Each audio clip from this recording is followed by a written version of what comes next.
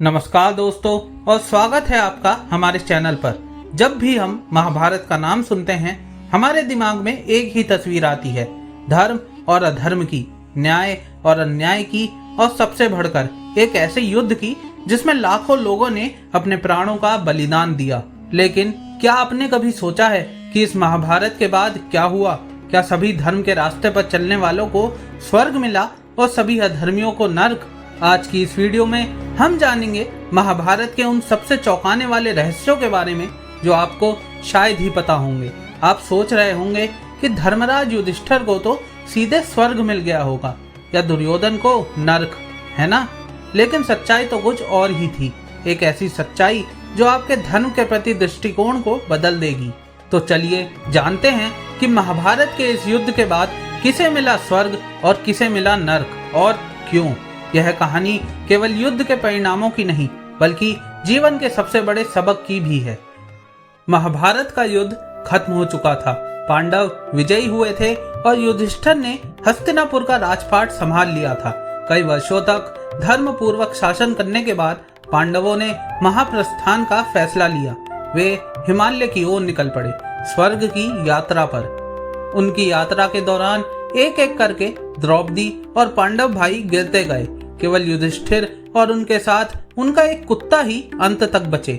जब वे स्वर्ग के द्वार पर पहुंचे तो देवराज इंद्र ने उनका स्वागत किया, लेकिन युधिष्ठिर के सामने एक शर्त रखी, आपको अकेले आना होगा, यह कुत्ता आपके साथ नहीं जा सकता। लेकिन युधिष्ठिर जो धर्म की साक्षात मूर्ति थे, उन्होंने ऐसा करने से साफ इनकार कर दिया।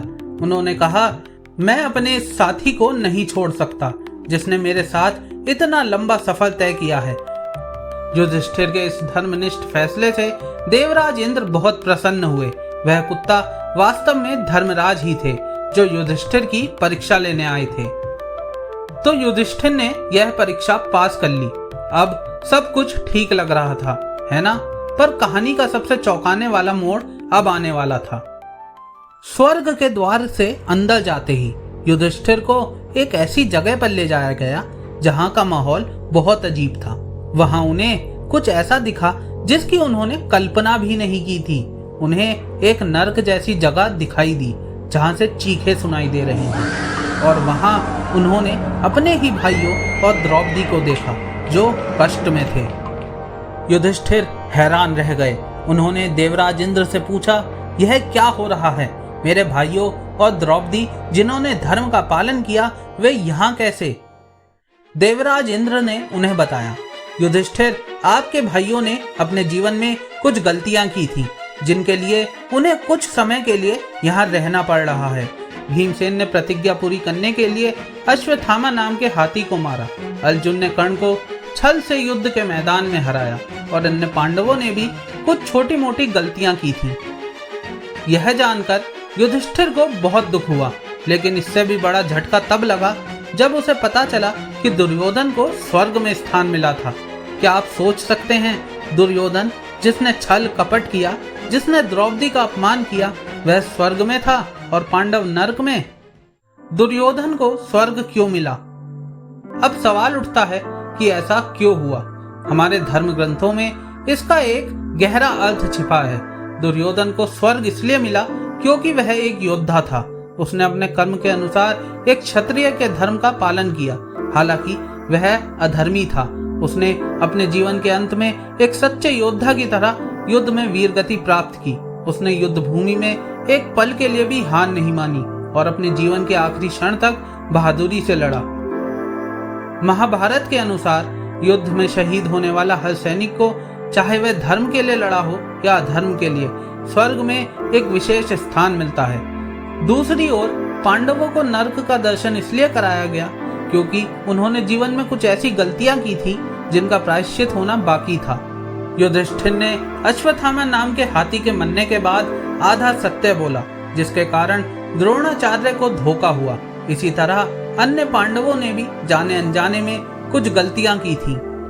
लेकिन युधिष्ठिर को हुआ यह नर्क का दर्शन केवल एक क्षणिक प्रायश्चित था। जैसे ही युधिष्ठिर ने वहां से जाने का फैसला किया, नर्क गायब हो गया और उनके भाई भी स्वर्ग में उनके साथ आ गए। तो दोस्तों, इस कहानी से हमें क्या सीख मिलती है? महाभारत केवल धर्म और अधर्म की लड़ाई नहीं थी, बल्कि यह जीवन के कर्मों का लेखा जोखा भी थी। यह हमें सिखाती है कि कोई भी व्यक्ति पूरी तरह से अच्छा या बुरा नहीं होता। हर किसी के जीवन में कुछ गलतियां और कुछ अच्छे कर्म होते हैं। दुर्योधन ने अपने कर्मों के कारण नर्क के द्वार पर भी समय बिताया और पांडवों ने अपनी गलतियों का प्रायश्चित किया। अंततः अच्छे कर्मों की ही जीत हुई। लेकिन इस कहानी में सबसे बड़ा सबक यही है कि कर्मों का फल निश्चित है, चाहे आप कितने भी बड़े धर्मनिष्ठ क्यों ना हो। आपकी छोटी सी गलती का भी आपको प्रायश्चित करना पड़ता है। अगर आपको यह कहानी पसंद आई हो और आपको कुछ नया सीखने को मिला हो तो इस वीडियो को लाइक करें, अपने दोस्तों के साथ शेयर करें और हमारे चैनल को सब्सक्राइब करना ना भूलें, ताकि आप हमारी आने वाली वीडियो को मिस ना करें। अगली वीडियो में मिलते हैं एक और हिंदू धर्म से जुड़ी रोचक कहानी के साथ। तब तक के लिए जय श्री राम।